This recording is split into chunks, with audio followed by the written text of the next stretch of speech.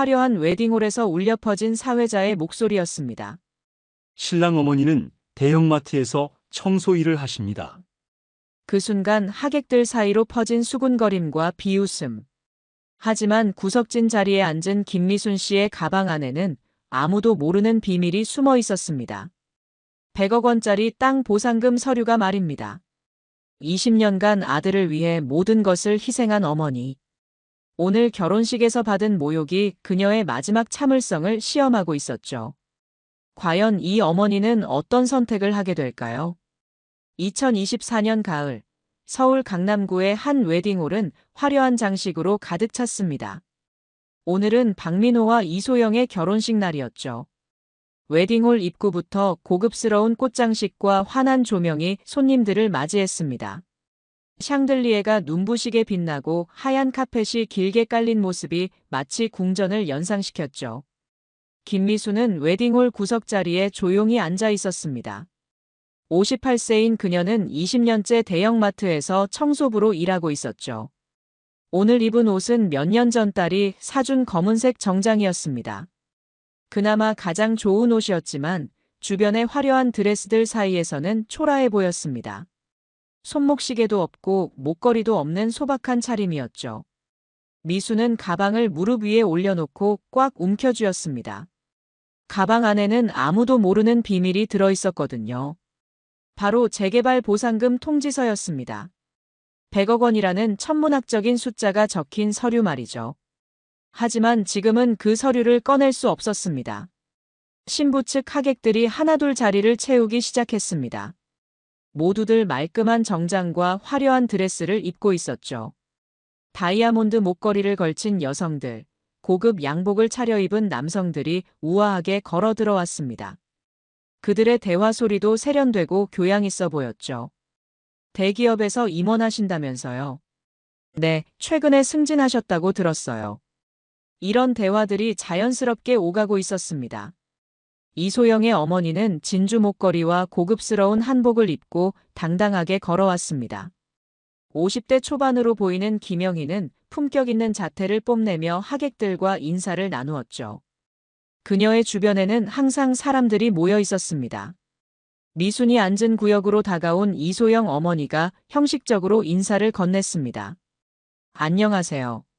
민호 어머님이시죠? 네, 안녕하십니다. 소영이 어머님. 이소영 어머니는 미순의 소박한 차림새를 위아래로 훑어보았습니다. 낡은 가방, 색이 바랜 정장, 그리고 거친 손을 보더니 살짝 미간을 찌푸렸죠. 그리고는 별다른 말 없이 옆자리로 이동했습니다. 마치 더 이상 대화할 필요가 없다는 듯이 말이에요. 곧이어 소영의 친척들이 도착했습니다. 모두들 고급차를 타고 와서 발렛 파킹 서비스를 이용했죠. 명품 가방을 든 여성들과 수입차 키를 손에 든 남성들이 웅성거리며 입장했습니다. 신랑 측은 어떤 분들이 오시나요? 가족이 많지 않으신 것 같던데요. 조용한 대화였지만 미순의 귀에는 선명하게 들렸습니다. 결혼식이 시작되기 전 하객들 사이에서 수군거림이 더욱 커졌습니다. 신랑 어머니가 청소부래. 어쩐지 뭔가 다르더라. 쉿, 들려. 그래도 아들이 잘 됐으니까 다행이지. 아이고, 신부가 고생하겠다. 미수는 이런 말들을 들으며 가슴이 아팠습니다. 20년간 아들을 키우며 받아본 적 없는 공개적인 모욕이었죠. 하지만 참았습니다. 오늘은 아들의 결혼식이니까요. 그리고 무엇보다 자신만이 알고 있는 비밀이 있었거든요. 웨딩홀의 조명이 어두워지고 드디어 결혼식이 시작되었습니다. 웨딩 마치와 함께 신랑 민호가 입장했습니다. 29세인 민호는 키가 크고 준수한 외모를 가진 청년이었죠. 대학을 졸업한 후 취업 준비생으로 지내고 있었지만 오늘만큼은 당당한 모습이었습니다. 민호는 입장하면서 하객들을 둘러봤습니다. 신부 측의 화려한 하객들을 보며 뿌듯한 표정을 지었죠.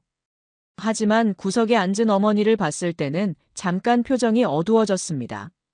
부끄러운 듯 고개를 살짝 돌렸죠.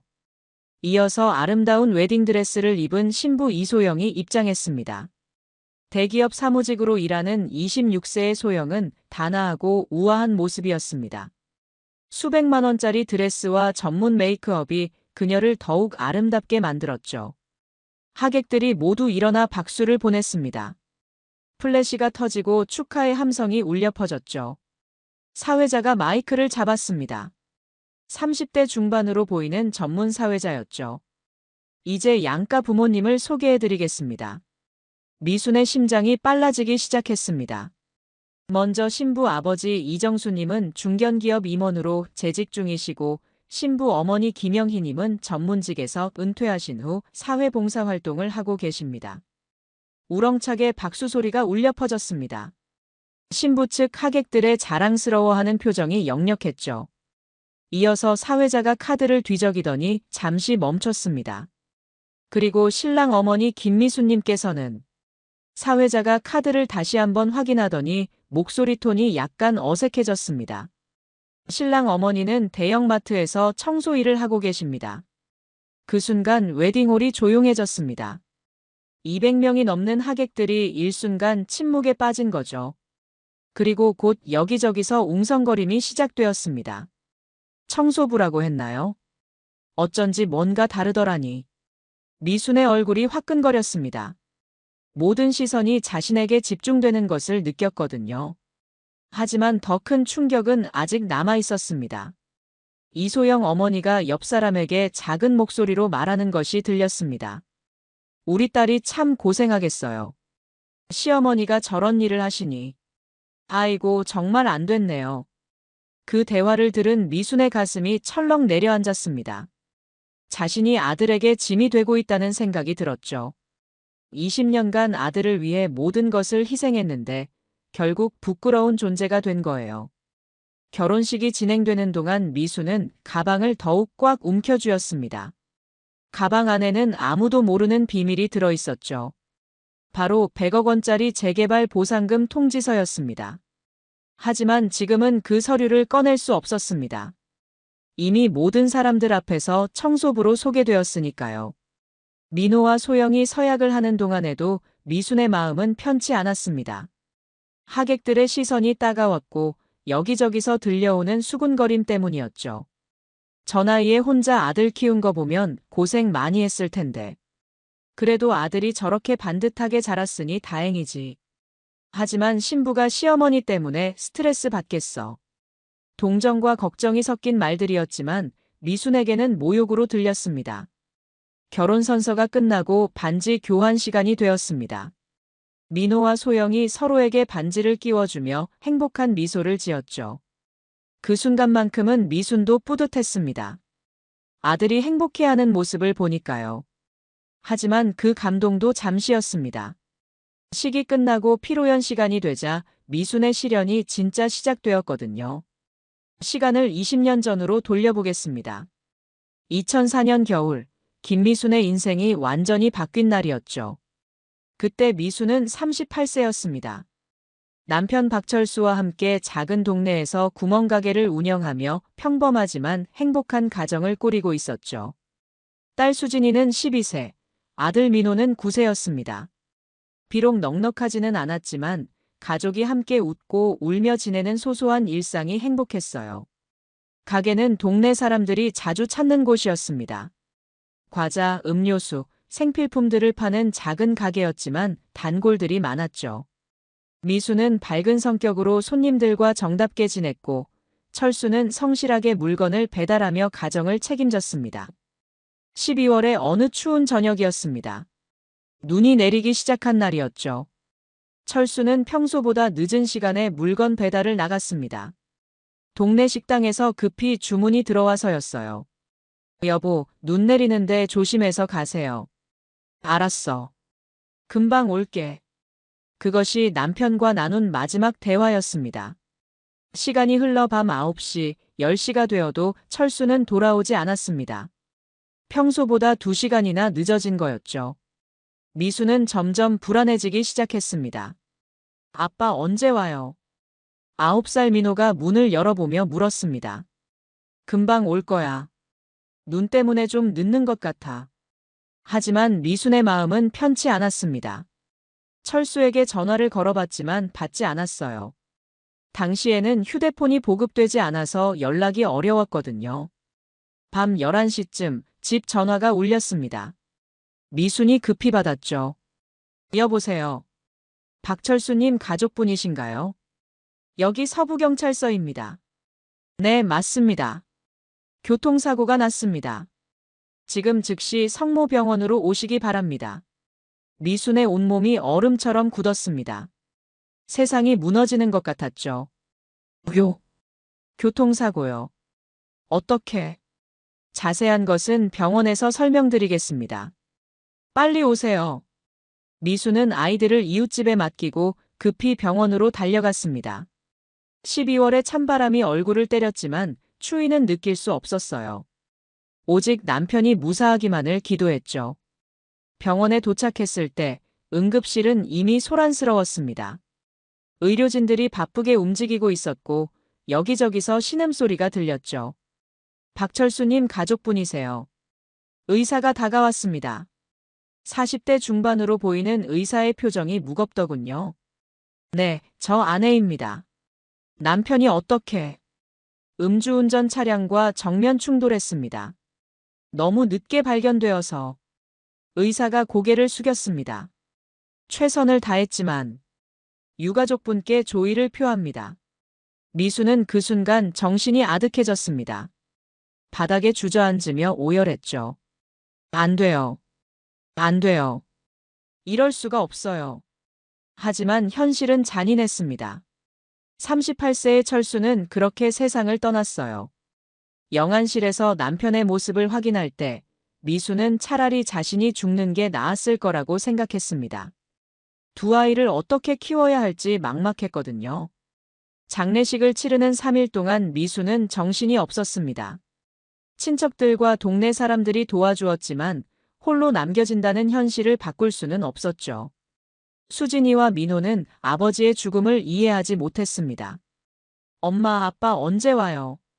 민호의 순진한 질문에 미수는 눈물을 흘렸습니다. 아빠는 하늘나라로 가셨단다. 이제 엄마랑 같이 살아야 해. 장례를 치르고 나니 현실적인 문제들이 밀려왔습니다. 가게는 적자 상태였고 빚만 남아 있었죠. 철수가 사업을 위해 빌린 돈들이 있었는데 보험금은 전혀 없었습니다. 철수가 보험 가입을 계속 미뤄왔거든요. 통장을 확인해 보니 남은 돈은 200만 원이 전부였습니다. 두 아이를 키우기에는 턱없이 부족한 금액이었죠. 월세도 내야 하고 아이들 학용품도 사야 하고 무엇보다 매일 먹을 것을 해결해야 했습니다. 이제 어떻게 살아야 할까? 미수는 밤잠을 이룰 수 없었습니다. 막막했어요. 평생 남편에게 의존해서 살았는데 갑자기 혼자 모든 것을 감당해야 했으니까요. 친척들이 이런저런 조언을 해주었습니다. 미수나, 아이들 키우기 힘들 텐데 시설에 맡기는 게 어때? 절대 안 돼요. 제가 키울 거예요. 그럼 재혼을 생각해봐. 혼자서는 정말 힘들어. 미수는 고개를 저었습니다. 남편을 잃은 슬픔도 컸지만 무엇보다 아이들과 함께 살아갈 결심을 굳혔죠. 하지만 결심만으로는 현실을 바꿀 수 없었습니다. 당장 일자리를 구해야 했어요. 특별한 기술이나 경험이 없는 미순에게는 선택의 여지가 많지 않았습니다. 여러 곳에 이력서를 넣었지만 번번이 거절당했죠. 경력이 없으시네요. 아이들이 어리면 야근이 힘드실 텐데요. 이런 이유들로 취업이 어려웠습니다. 그러던 중 동네 게시판에서 대형마트 청소부 모집 광고를 보게 되었습니다. 새벽 4시부터 오후 2시까지. 시급 3,000원. 경력 무관. 조건은 힘들었지만 당장 일할 수 있는 곳이었죠. 면접도 간단했습니다. 힘든 일이에요. 견딜 수 있겠어요. 네, 할 수 있습니다. 미순의 간절함이 통했는지 바로 합격했습니다. 첫 출근 날 미순은 새벽 3시 30분에 일어났습니다. 아이들은 아직 깊게 잠들어 있었죠. 수진아, 민호야. 엄마 일하러 가. 학교 늦지 말고 가야 해. 알겠어요, 엄마. 조심히 다녀와요. 12세인 수진이가 의젓하게 대답했습니다. 동생을 챙기겠다고 하더군요. 어린 나이에 너무 큰 책임을 지게 된 거였죠. 마트에 도착하니 이미 여러 명의 청소부들이 와 있었습니다. 대부분 미순과 비슷한 처지의 중년 여성들이었죠. 처음 해보세요. 힘들어도 참아야 해요. 여기서 밀리면 갈 데가 없거든요. 선배 청소부의 조언이었습니다. 청소일은 생각보다 훨씬 힘들었습니다. 무거운 청소기를 끌고 다니며 넓은 매장을 구석구석 청소해야 했죠. 화장실 청소는 더욱 힘들었습니다. 허리가 아프고 무릎이 쑤셨어요. 하지만 포기할 수 없었습니다. 집에서 기다리고 있을 아이들을 생각하면 참을 수 있었거든요. 일을 마치고 오후 2시 집에 돌아오면 수진이가 동생과 함께 기다리고 있었습니다. 엄마 고생하셨어요. 제가 저녁 만들었어요. 12살 아이가 만든 라면이었지만 미순에게는 최고의 만찬이었죠. 세월이 흘러 수진이는 고등학생이 되었고 민호는 중학생이 되었습니다. 같은 환경에서 자란 남매였지만 성격은 점점 정반대로 갈라지고 있었죠. 수진이는 어려운 집안 사정을 누구보다 잘 알고 있었습니다. 새벽에 나가서 밤늦게 들어오는 어머니의 고된 일상을 지켜봐왔거든요. 그래서 공부를 더욱 열심히 했습니다. 학교에서 항상 상위권을 유지했고 집에서는 엄마를 도왔죠. 엄마, 제가 장학금 받아서 대학 갈게요. 엄마 돈 쓰게 하고 싶지 않아요. 그런 말을 하는 17세 수진이를 보면 미수는 기특하면서도 마음이 아팠습니다. 또래 아이들은 친구들과 놀 나이인데 수진이는 항상 집안일을 생각하고 있었거든요. 반면 민호는 중학생이 되면서부터 점점 변하기 시작했습니다. 친구들과 어울리면서 외모에 신경을 쓰기 시작했고 브랜드 제품에 관심을 보이기 시작했죠. 엄마, 운동화 사주세요. 친구들이 제 신발 보고 웃어요. 운동화 한 켤레가 10만 원이 넘었습니다. 미순이 이틀간 일해서 버는 돈과 맞먹는 금액이었죠. 민호야, 너무 비싸다. 좀 더 저렴한 걸로 하자. 엄마는 몰라요. 친구들이 무시해요. 가난하다고 놀려요. 결국 미수는 며칠간 점심을 굶어가며 운동화를 사주었습니다. 아들의 자존심을 지켜주고 싶었거든요. 하지만 그때부터 민호의 요구는 점점 커져갔습니다. 고등학생이 된 민호는 더욱 까다로워졌습니다. 특히 미순의 직업에 대해 민감하게 반응하기 시작했어요. 엄마, 왜 이렇게 표백제 냄새가 나요? 친구들이 오면 창피해요. 미순이 청소 일을 하면서 몸에 밴 냄새였습니다. 아무리 씻어도 쉽게 없어지지 않았죠. 미안하다, 민호야. 엄마가 더 깨끗이 씻을게. 그리고 제발 친구들 앞에서는 청소부라고 말하지 마세요. 민호의 말에 미순의 가슴이 찢어지는 것 같았습니다. 아들이 자신을 부끄러워한다는 걸 확실히 알았거든요. 어느 날 민호 친구가 집에 놀러 왔을 때의 일입니다. 민호 엄마는 뭐 하세요? 친구의 질문에 민호는 잠시 망설이더니 대답했습니다. 그냥 마트에서 일해요. 청소부라는 말은 빼고 말했던 거죠. 그 모습을 본 미수는 가슴이 아팠지만 아무 말하지 않았습니다. 반대로 수진이는 엄마를 자랑스러워했습니다. 우리 엄마는 정말 대단한 분이야. 혼자서 우리를 키우시거든. 친구들에게도 당당하게 말했죠. 수진이의 친구들도 미순을 존경했습니다. 수진이 엄마 정말 멋있으세요. 저희도 본받고 싶어요. 그런 말을 들을 때마다 미순은 뿌듯했습니다. 미순은 아이들 교육비를 위해 더 열심히 일했습니다. 주말에도 쉬지 않고 다른 가정집 청소까지 했죠. 하루에 2군데씩 청소하는 날도 있었습니다. 몸이 점점 망가져갔습니다. 허리 디스크가 생겼고 무릎도 아팠죠. 손목도 반복 동작으로 인해 건초염이 생겼습니다. 하지만 병원 갈 시간도 돈도 없었어요. 엄마 아픈 것 같은데 병원에 가세요. 수진이가 걱정했습니다. 괜찮다. 좀 쉬면 나아질 거야. 반면 민호는 엄마의 고생을 당연하게 여겼습니다. 엄마, 용돈 좀 주세요. 친구들이랑 영화 보러 가려고요. 지금 돈이 없는데. 에이, 조금만요. 1만 원만. 결국 미수는 자신의 저녁거리까지 포기하며 용돈을 주었습니다. 대학 입시철이 되자 민호의 요구는 더욱 늘어났습니다. 엄마, 학원비 올려야 해요. 다른 애들은 다 비싼 학원 다녀요. 학원비가 월 30만 원에서 50만 원으로 올랐습니다. 미순의 월급 대부분이 민호 학원비로 나가는 셈이었죠.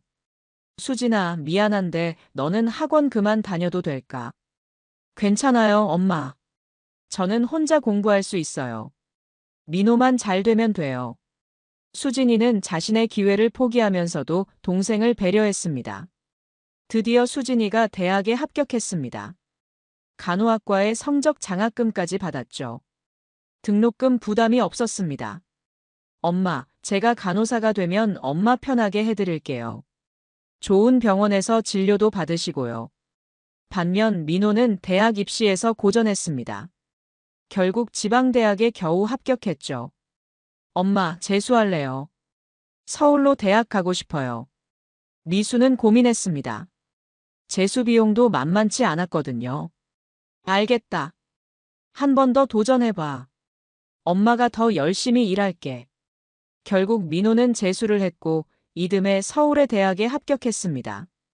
하지만 그 과정에서 미수는 더욱 혹독한 노동을 해야 했죠.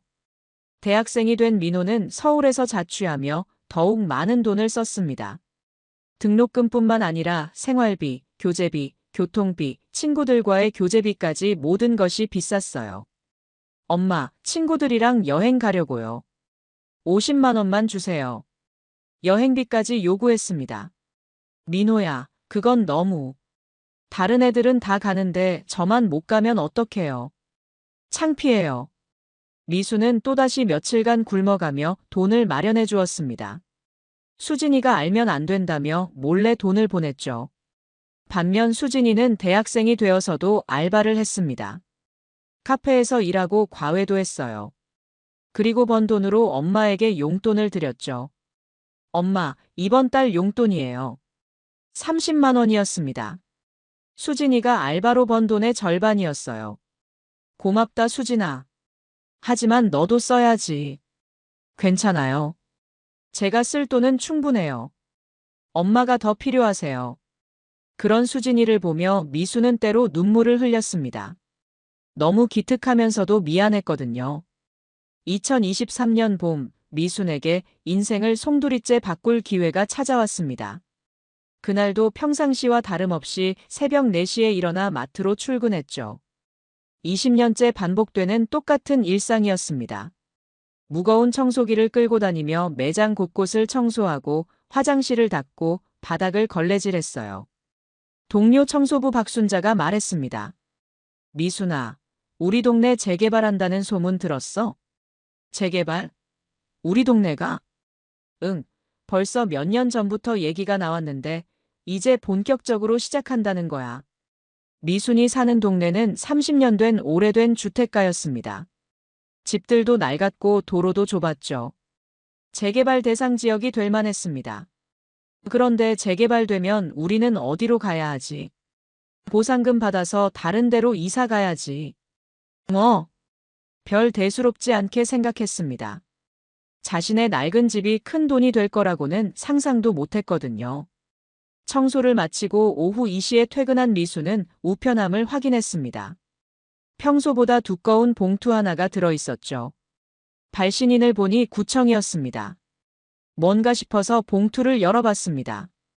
재개발 사업 보상금 산정 통지서라는 제목이 눈에 들어왔죠. 미수는 안경을 쓰고 자세히 읽어봤습니다. 복잡한 법률 용어들과 계산식들이 나열되어 있었어요. 토지 면적, 평가 단가, 건물 구조 등등 이해하기 어려운 내용들이었습니다. 그런데 한 부분만큼은 너무나 명확했습니다. 빨간 글씨로 크게 적힌 숫자였어요. 토지 보상금 90억 원, 건물 보상금 10억 원, 총 보상금 100억 원. 미수는 눈을 비비고 다시 봤습니다. 분명히 100억 원이라고 적혀 있었죠. 0의 개수를 다시 세어봤어요. 하나, 둘, 셋. 10개였습니다. 이게 진짜인가? 손이 덜덜 떨렸습니다. 평생 상상해 본 적도 없는 거액이었거든요. 미순의 월급이 150만 원 정도였는데 100억 원이면 555년치 월급이었어요. 혹시 잘못 온 게 아닐까 싶어서 주소를 다시 확인했습니다. 분명히 자신의 이름과 주소가 적혀 있었어요. 급히 구청에 전화를 걸었습니다. 여보세요. 재개발 보상 담당 부서입니다. 김미순인데요. 보상금 통지서를 받았는데 이게 맞나요? 주소와 성함을 다시 한번 확인해 주시겠어요? 서울시. 김미순입니다. 잠시만요. 확인해 드리겠습니다. 1분 정도 기다린 후 답변이 왔습니다. 네, 맞습니다. 토지와 건물 평가 결과 100억 원의 보상금이 책정되었습니다. 정말 100억 원이에요? 네, 맞습니다. 해당 지역의 땅값이 많이 올랐거든요. 게다가 김미순님 댁은 토지 면적이 상당히 넓은 편이시고요. 미순이 살던 집은 아버지로부터 물려받은 것이었습니다. 당시에는 시골 같은 곳이어서 땅이 넓었는데 지금은 서울 도심 한복판이 된 거였죠. 전화를 끊고 한참을 멍하니 앉아 있었습니다. 현실 같지 않았거든요. 20년간 하루 벌어 하루 먹고 사는 생활을 했는데 갑자기 100억 원이라니요. 새벽부터 밤까지 몸을 혹사하며 일해도 한 달에 150만 원 버는 것이 전부였는데 말이에요. 그런데 곧 복잡한 감정이 들었습니다. 만약 이 사실을 아이들이 안다면 어떻게 될까요? 특히 민호의 반응이 뻔했습니다. 그동안 돈 때문에 엄마를 무시했던 민호가 갑자기 100억 원이 있다는 걸 알면 태도가 완전히 바뀔 게 뻔했죠. 진심이 아닌 가짜 효도를 할 것 같았어요. 수진이는 어떨까요? 수진이는 지금도 충분히 효성스럽긴 하지만 그래도 100억 원이라는 돈 앞에서 마음이 흔들릴 수도 있잖아요. 그때 미순의 머릿속에 한 가지 생각이 떠올랐습니다. 이참에 누가 진짜 효자인지 확인해보자. 평소 자신을 무시하던 민호와 항상 챙겨주던 수진이의 진짜 마음을 테스트해보고 싶었던 거죠. 돈이 있다는 걸 모르는 상태에서 누가 진심으로 자신을 대하는지 알아보는 거예요. 미수는 중요한 결심을 했습니다. 당분간 이 사실을 아무에게도 말하지 않기로요. 아니, 오히려 더 가난한 척 연기하기로 했습니다. 다음 날부터 미수는 계획을 실행에 옮겼습니다. 마트 청소 일 외에도 사무실 청소, 상가 청소까지 추가로 맡았어요. 하루에 3군데씩 청소하느라 새벽 3시에 나가서 밤 10시에 들어오는 생활이 되었죠. 수진이가 깜짝 놀라며 걱정했습니다. 엄마, 갑자기 일을 왜 이렇게 많이 해요? 몸 상해요. 요즘 물가도 오르고 해서 돈이 더 필요해. 너희들 결혼할 때 도움이라도 줘야지. 엄마, 그래도 너무 무리하시면 안 돼요. 괜찮아. 아직 젊어. 58세가 젊다고 할 수는 없었지만 수진이를 안심시키려고 한 말이었어요.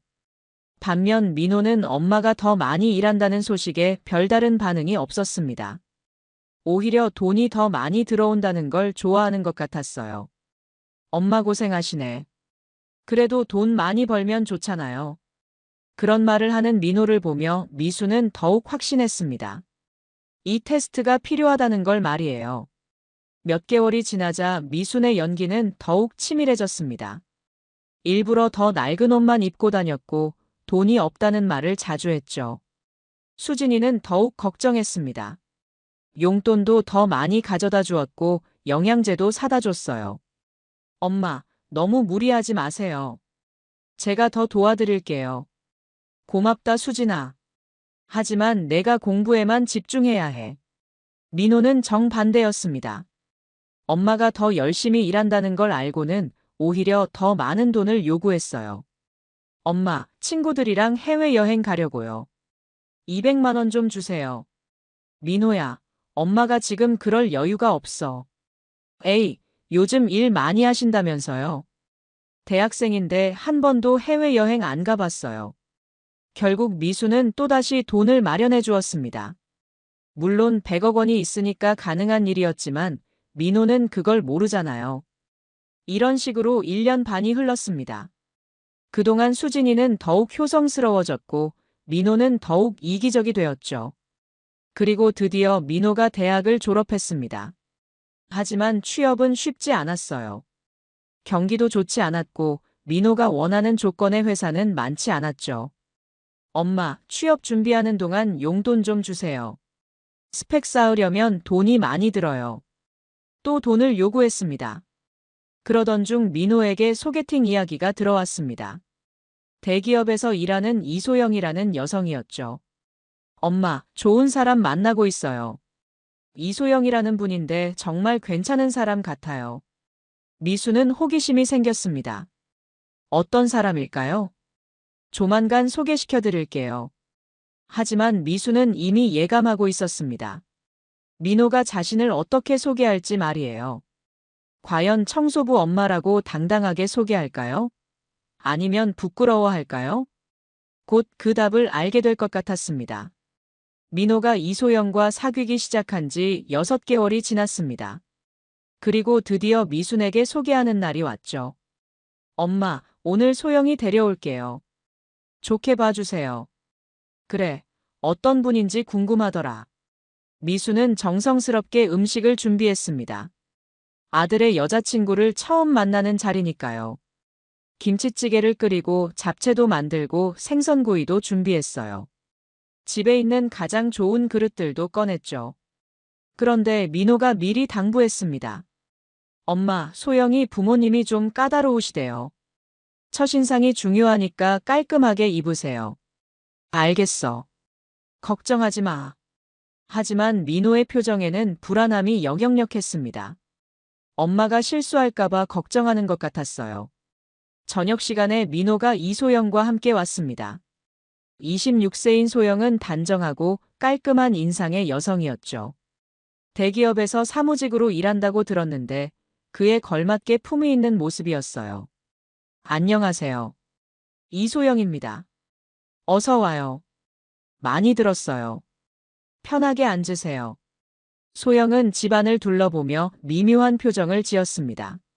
30년 된 낡은 집의 오래된 가구들과 소박한 인테리어를 보며 약간 실망한 듯 했죠. 특히 작은 평수의 거실과 낡은 소파를 보는 표정이 그랬어요. 식사를 하면서 소영이 조심스럽게 질문했습니다. 어머님은 어떤 일을 하세요? 미순이 대답하려는 순간 민호가 재빨리 끼어들었습니다. 우리 엄마는 마트에서 일하세요. 청소부라는 말은 절대 하지 않았습니다. 부끄러워하는 게 분명했죠. 아, 그러시구나. 마트 직원이시군요. 어떤 업무를 담당하세요? 그냥 여러 가지 일을 해요.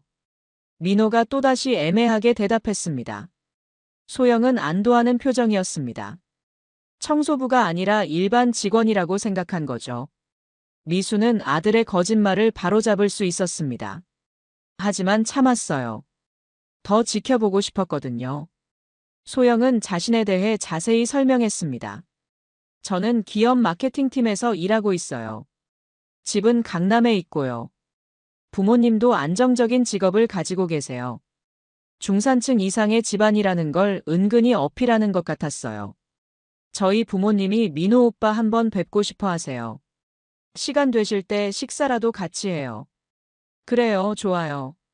하지만 미수는 초대받지 못했습니다.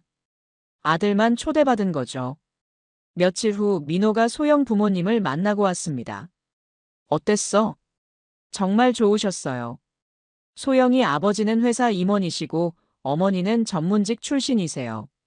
그런데 우리 집에 대해서도 물어보시더라고요. 뭐라고 했어? 그냥 아버지 일찍 돌아가셔서 어머니가 혼자 고생하며 저를 키우셨다고 했어요. 구체적으로 어떤 일을 하는지는 말하지 않은 것 같았습니다. 몇 달이 더 지나자 민호와 소영의 관계가 진전되었습니다. 결혼 이야기까지 나오기 시작했어요. 엄마, 저희 결혼하려고요. 그래? 축하한다. 하지만 결혼 준비 과정에서 미수는 철저히 배제되었습니다. 양가 부모님이 만나서 결혼 논의를 한다고 하는데 미순만 빠진 채 진행되었어요. 엄마, 죄송해요. 소영이 부모님이 격식을 중시하신다고. 무슨 격식에 나만 빠져? 그게 소영이 어머니가 처음에는 가족끼리만 만나자고 변명 같은 설명이었습니다. 괜찮아. 너희가 알아서 해. 미수는 서운했지만 참았습니다. 결혼식 준비도 마찬가지였습니다. 웨딩홀 선택, 드레스 고르기, 예물 정하기까지 모든 것을 소영 어머니가 주도했죠. 미순의 의견은 전혀 반영되지 않았어요. 미수는 결혼식 비용이라도 부담하고 싶었습니다. 민호야, 결혼식 비용은 엄마가. 엄마, 괜찮아요. 소영이 내서 다 해주신대요. 거절당했습니다. 청소부 월급으로는 어차피 큰 도움이 안 된다는 뜻이었죠. 그때 미수는 깨달았습니다. 자신이 얼마나 무시받고 있는지를요. 어느 날 소영이 집에 놀러 왔을 때의 일입니다. 미순이 차를 준비해 가져다 주었는데 소영이 민호에게 속삭이는 소리가 들렸어요. 오빠, 어머님 손이 왜 이렇게 거칠어요? 정말 청소 일하시는 거 아니에요? 민호가 당황하며 대답했습니다. 아니야. 그냥 집안일 많이 해서 그래. 하지만 소영의 의심은 계속되었습니다. 드디어 결혼식 날이 며칠 앞으로 다가왔습니다. 민호가 미순에게 부탁했죠. 엄마, 결혼식 때 소영이네 친척들이 많이 와요. 좀 조용히 계시면 안 될까요? 무슨 뜻이야? 그냥 너무 나서지 마세요. 괜히 오해받을까 봐서요. 미순의 가슴이 뜨끔했습니다. 아들이 자신을 부끄러워한다는 걸 확실히 알았거든요. 특히 결혼식 소개할 때 너무 자세히 말하지 마세요. 자세히 말하지 말라니 뭘 말이야? 그냥 직업 같은 거요. 민호는 끝까지 자신의 어머니가 청소부라는 사실을 숨기고 싶어 했습니다. 하지만 미수는 이미 계획을 세우고 있었습니다. 내일 결혼식에서 모든 것을 공개할 계획이었어요. 결혼식 전날 밤 미수는 가방을 다시 한번 점검했습니다. 100억 원 보상금 서류가 그대로 들어 있었죠. 내일이면 이 서류가 모든 것을 바꿔놓을 거예요. 한편 수진이는 여전히 미순을 걱정하고 있었습니다.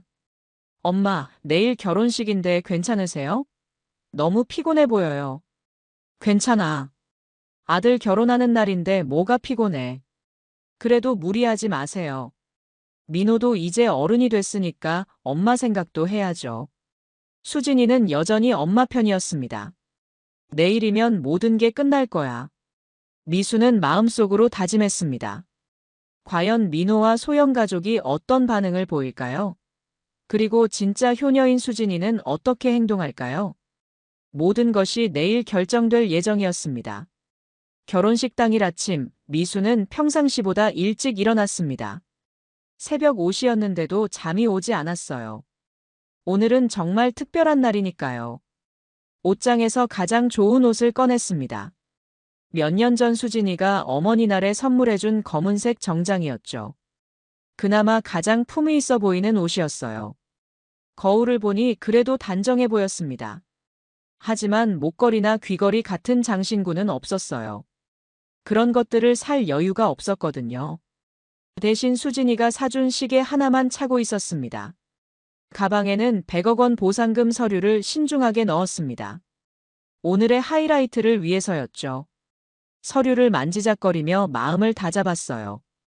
오늘이 마지막이다. 웨딩홀에 도착하니 벌써 많은 사람들이 와 있었습니다. 입구부터 발레 파킹 서비스를 이용하는 고급차들이 줄을 이었어요. 벤츠, BMW, 아우디 같은 수입차들이 대부분이었죠. 화려한 드레스와 정장을 입은 하객들이 우아하게 걸어가는 모습을 보니 미수는 자신이 얼마나 초라한지 느껴졌습니다.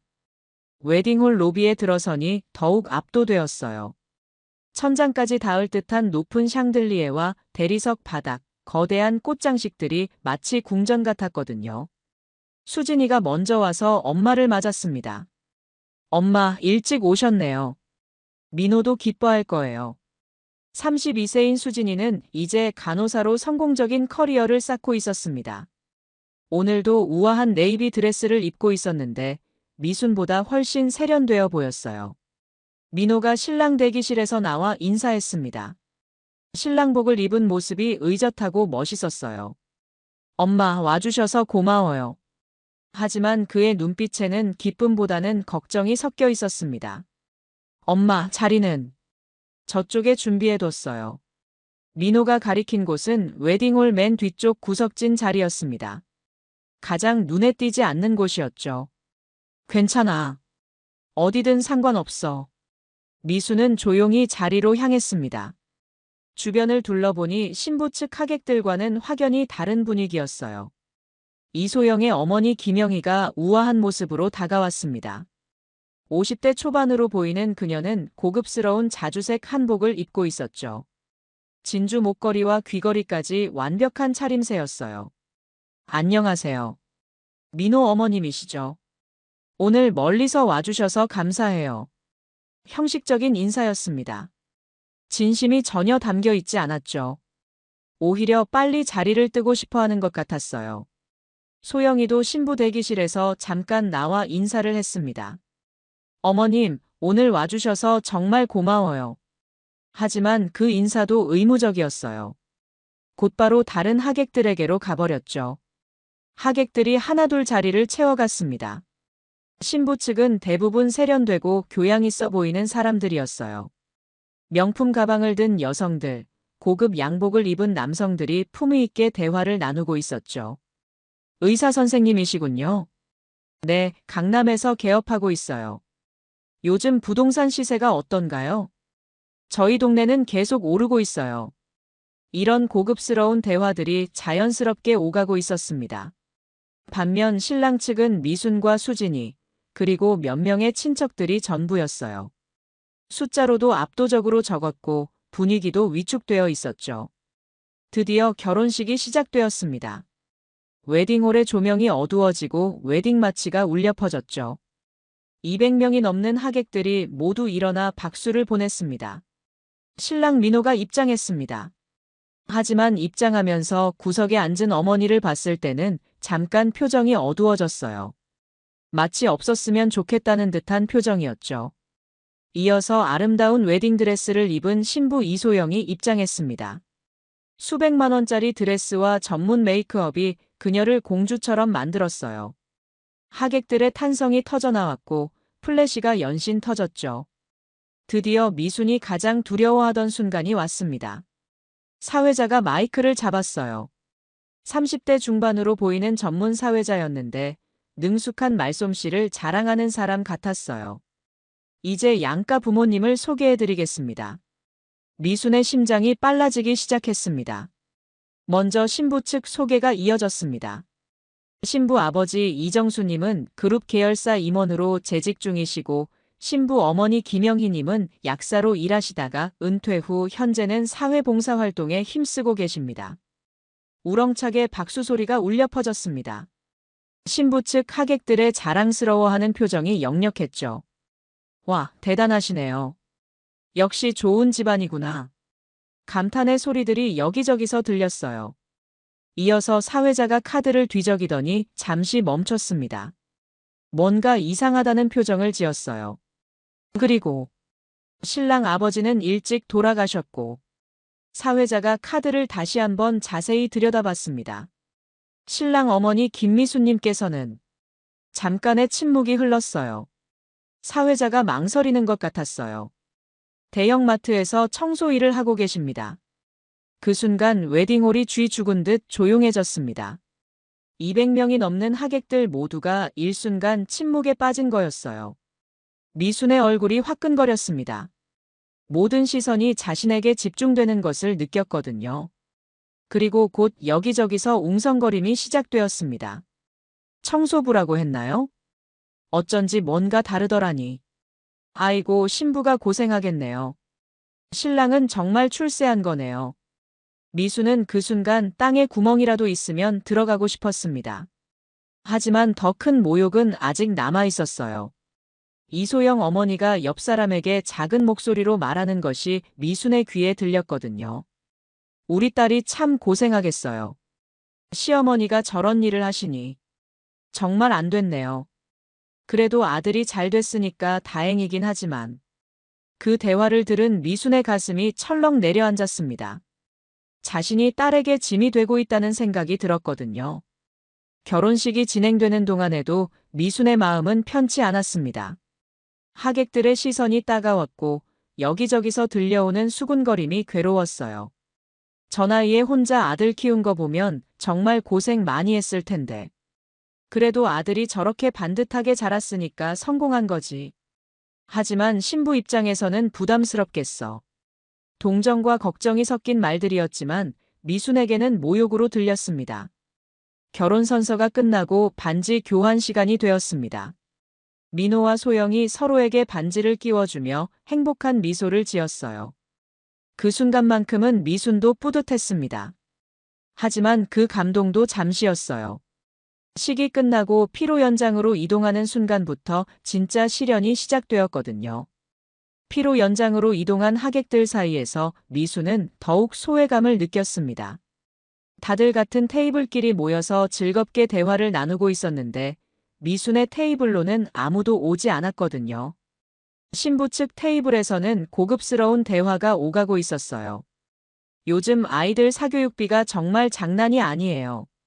저희 아이는 월 200만 원은 들어가요. 그래도 투자할 만하죠. 좋은 대학 가야 하니까. 이런 이야기들이 자연스럽게 나누어지고 있었습니다. 음식 서빙도 차별적이었어요. 다른 테이블은 코스 요리가 순서대로 나왔는데 미순의 테이블만 늦었어요. 실례합니다. 아직 음식이 안 나왔는데요. 아, 죄송해요. 지금 바로 가져다 드릴게요. 웨딩홀 직원도 미순을 대수롭지 않게 여기는 듯 했습니다. 30분이 지나서야 간단한 음식 몇 개가 나왔어요. 다른 테이블의 절반도 안 되는 양이었죠. 민호가 잠깐 인사차 왔습니다. 엄마, 맛있게 드세요. 불편한 건 없으시죠? 괜찮다. 너는 다른 분들 챙겨. 하지만 민호는 금방 신부 측 하객들이 앉은 테이블로 가버렸습니다. 그쪽이 더 중요한 사람들이라고 생각하는 것 같았어요. 소영도 인사차 왔지만 형식적이었습니다. 어머님, 오늘 와주셔서 감사해요. 음식 맛있게 드세요. 그리고는 역시 금방 자리를 떴죠. 미수는 혼자 앉아서 물만 마시며 시간을 보냈습니다. 음식도 제대로 먹을 수 없었거든요. 목구멍으로 넘어가지 않았어요. 그때 옆 테이블에서 들려오는 대화가 귀에 들렸습니다. 신랑 어머니 정말 안 됐다. 청소부인데 아들이 저렇게 출세했네. 그래도 신부가 고생 많을 것 같아. 시어머니가 저런 일 하시면 아이들한테도 영향 있을 텐데. 미순의 참을성이 한계에 달했습니다. 20년간 아들을 위해 모든 것을 희생했는데 돌아오는 것은 이런 모욕뿐이었어요. 가방 속 서류를 만지작거렸습니다. 100억 원짜리 재개발 보상금 통지서 말이에요. 이제 때가 온 것 같았습니다. 미수는 조용히 자리에서 일어났습니다. 가방을 단단히 쥐고 단상 쪽으로 걸어갔어요. 사람들의 시선이 하나둘 미순에게 향했죠. 사회자가 당황한 표정으로 다가왔습니다. 어머님, 무슨 일이시죠? 제가 한 말씀 드리고 싶습니다. 아, 그런데 지금은 시간이. 잠깐만이면 됩니다. 미순의 단호한 말투에 사회자는 어쩔 줄 몰랐어요. 민호가 급히 달려왔습니다. 엄마, 뭐 하세요? 내려오세요. 잠깐만. 엄마가 할 말이 있어. 민호의 표정이 창백해졌어요. 불안한 예감이 든 것 같았어요. 미수는 마이크를 잡았습니다. 웨딩홀이 조용해졌죠. 200명이 넘는 모든 사람들의 시선이 미순에게 집중되었습니다. 안녕하십니까? 신랑 어머니 김미순입니다. 목소리가 떨렸지만 당당했습니다. 오늘 제 아들 결혼식에 와주신 모든 분들께 먼저 감사드립니다. 민호와 소영의 얼굴이 하얗게 질렸어요. 그런데 제가 꼭 말씀드리고 싶은 것이 있습니다. 하객들이 숨죽이며 미순의 말을 기다렸어요. 여러분께서는 저를 대형마트 청소부로 알고 계실 겁니다. 맞습니다. 저는 20년간 청소부로 일했습니다. 웅성거림이 일기 시작했어요. 남편을 일찍 여의고 혼자서 두 아이를 키우기 위해서였습니다. 새벽 4시에 일어나서 밤늦게까지 일했습니다. 미순의 목소리에 감정이 실렸습니다. 특히 제 아들 민호를 위해서 정말 많은 것을 희생했습니다. 제가 아파도 참았고 제가 굶어도 아들만큼은 좋은 것을 먹이려 했습니다. 민호가 고개를 숙였어요. 그런데 아들은 저를 부끄러워했습니다. 친구들 앞에서는 청소부라고 말하지 말라고 했죠. 하객들의 표정이 미묘하게 변했습니다. 오늘도 마찬가지였습니다. 저를 구석진 자리에 앉혀놓고 제대로 된 대접도 받지 못했습니다. 소영 어머니의 얼굴이 빨갛게 달아올랐어요. 하지만 여러분께 보여드리고 싶은 것이 있습니다. 미순이 가방에서 서류를 꺼냈습니다. 두꺼운 봉투였죠. 이것은 제가 받은 재개발 보상금 통지서입니다. 뭐였죠? 토지 보상금 90억 원, 건물 보상금 10억 원, 총 100억 원입니다. 웨딩홀이 완전히 조용해졌습니다. 사람들이 믿을 수 없다는 표정으로 서류를 바라봤어요. 네, 맞습니다. 여러분이 무시하던 청소부가 100억 원을 받게 되었습니다. 민호가 충격에 빠진 표정으로 서류를 확인했어요.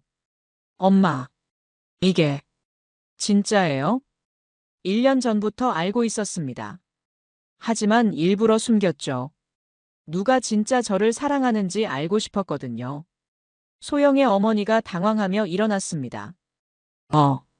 어머님, 이게 정말 맞나요? 네, 정말입니다. 그동안 저를 청소부라고 무시하셨죠. 딸이 고생하겠다고 하셨죠. 미순의 목소리가 차가워졌어요. 하지만 이제 상황이 바뀌었습니다. 저는 더 이상 여러분의 무시를 받을 이유가 없습니다. 하객들이 수군거리기 시작했어요. 상황이 완전히 뒤바뀐 거였죠. 특히 제 아들 민호에게 가장 실망했습니다. 20년간 저를 위해 희생했는데 돌아온 것은 부끄러움 뿐이었습니다. 민호가 울먹이며 말했어요. 엄마, 정말 죄송해요. 저 정말 잘못했어요. 이제 와서 사과해도 늦었습니다. 미순이 다시 마이크를 잡았어요. 앞으로 이 돈을 어떻게 쓸지 이미 결정했습니다. 진짜 효자에게만 줄 생각입니다. 수진이가 눈물을 흘리며 일어났어요. 엄마, 저는 돈이 필요 없어요. 그냥 엄마가 행복하셨으면 좋겠어요. 미순의 눈에도 눈물이 맺혔습니다. 수진이만이 진짜 효녀였습니다. 돈이 있든 없든 항상 저를 챙겨주었죠. 소영의 가족들이 급히 다가왔어요. 어머님, 저희가 오해한 것 같아요. 다시 이야기해요. 민호도 절망적으로 매달렸어요. 엄마, 기회를 한 번만 더 주세요. 제가 정말 변할게요. 미수는 차갑게 대답했습니다. 늦었어요. 20년간 기회는 충분했습니다. 그날 밤 미수는 수진이와 함께 집으로 돌아왔습니다. 민호는 소영 가족과 함께 남아서 수습책을 논의하고 있었죠. 웨딩홀에서 벌어진 일은 이미 하객들 사이에서 큰 화제가 되어 있었어요. 엄마, 정말 속이 시원하셨죠? 수진이가 물었습니다. 응. 20년간 참았던 걸 다 쏟아낸 것 같아. 그래도 민호는 엄마 아들인데 아들이라고 해서 모든 걸 용서해야 하는 건 아니야. 미순의 목소리는 단호했습니다. 다음 날부터 민호가 미친 듯이 연락하기 시작했어요. 문자, 전화, 심지어는 집 앞에서 밤새 기다리기까지 했죠. 엄마, 제발 한 번만 만나요. 진심으로 사과드릴게요. 하지만 미수는 만나주지 않았습니다. 문자도 읽지 않았고 전화도 받지 않았어요. 소영과 그 가족들의 태도는 180도 바뀌었습니다. 결혼식 다음 날 소영 어머니가 직접 찾아왔어요. 어머님, 어제는 정말 죄송했습니다. 저희가 너무 무례했네요. 완전히 다른 사람이 된 것 같았어요. 어제까지만 해도 미순을 무시하던 사람이 맞나 싶을 정도로 극진했죠. 다시 한번 기회를 주세요. 저희가 정말 잘못했어요. 하지만 미수는 냉정했습니다. 이미 늦었어요. 어제 여러분의 진짜 모습을 봤거든요. 소영도 매일같이 찾아와서 사과했어요. 어머님, 제가 정말 잘못 생각했어요. 앞으로는 진심으로 모실게요. 하지만 미순의 마음은 이미 굳어 있었어요. 일주일 후 미순은 중요한 결정을 내렸습니다. 법무법인을 찾아가서 변호사와 상담을 했어요. 재산 증여 절차를 밟고 싶습니다. 어떻게 하실 계획이신가요? 딸 수진이에게 70억 원을 증여하고 싶어요. 아들 민호 씨에게는 주지 않으시는 건가요? 네. 한 푼도 주지 않을 겁니다. 변호사는 놀란 표정이었지만 미순의 의지는 확고했어요. 법적으로 문제는 없지만 정말 신중하게 결정하셔야 해요.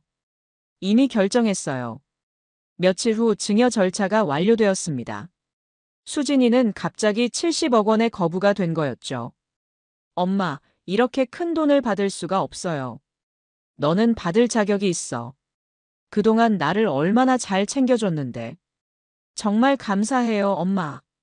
이 돈으로 엄마 편하게 모시고 살게요. 수진이는 진심으로 고마워했어요. 돈보다는 엄마의 마음이 더 소중하다는 표정이었죠. 반면 민호는 절망에 빠졌습니다. 소영과의 결혼도 위기에 처했어요.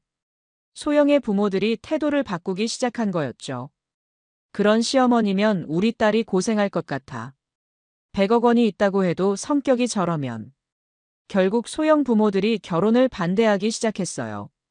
민호는 매일 미순을 찾아왔습니다. 때로는 밤새 대문 앞에서 기다리기도 했죠. 엄마, 제가 정말 잘못했어요. 다시 한 번만 기회를 주세요. 하지만 미순의 마음은 돌같이 굳어 있었어요. 너는 20년간 기회가 있었어. 하지만 나를 부끄러워했잖아. 엄마, 이제 와서 후회해도 소용없어. 결국 소영과의 결혼도 파혼되었습니다. 소영 가족들이 끝까지 반대한 거였어요. 사실 소영 자신도 마음이 변한 것 같았어요. 민호는 완전히 절망에 빠졌습니다. 사랑하는 사람도 잃고 어머니의 사랑도 잃었으니까요. 한편 수진이는 받은 돈으로 어머니를 위한 집을 마련했어요. 강남의 넓은 아파트였죠. 엄마, 이제 편하게 사세요. 청소일도 그만하시고요. 고맙다, 수진아. 미수는 더 이상 청소일을 하지 않았어요. 대신 어려운 홀어머니들을 돕는 자원봉사를 시작했죠. 어떤 일이 있어도 포기하지 마세요. 저처럼 언젠가는 보상받는 날이 와요. 미순의 조언에 많은 어머니들이 용기를 얻었어요. 그렇게 6개월이 흘렸습니다. 민호는 여전히 취업도 못하고 방황하고 있었어요. 그러던 어느 날 완전히 달라진 모습으로 미순을 찾아왔습니다. 엄마, 저 이제 정말 알았어요. 뭘 알았다는 거야? 돈이 얼마나 무서운 건지요. 사람을 얼마나 변하게 만드는지요. 민호의 눈에 진짜 깨달음이 보였어요. 소영이도 소영이 부모님도 결국 돈 때문에 저를 좋아했던 거였어요. 제가 아무것도 없어지니까 다 떠나갔어요. 그제서야 알았구나. 이제야 엄마 마음을 알 것 같아요. 엄마는 저를 정말 사랑해서 모든 걸 희생하셨는데 저는 그걸 당연하게 여겼어요. 미순의 가슴이 조금씩 누그러지기 시작했어요. 정말 뉘우치는 거야? 네, 정말이에요. 이제 돈이 없어도 엄마를 모시고 싶어요. 진심으로 효도하고 싶어요. 한참을 생각하던 미순이 말했어요. 마지막 기회를 줄게. 하지만 이번이 정말 마지막이야. 고마워요, 엄마. 정말 감사해요. 그날부터 민호는 완전히 달라졌어요.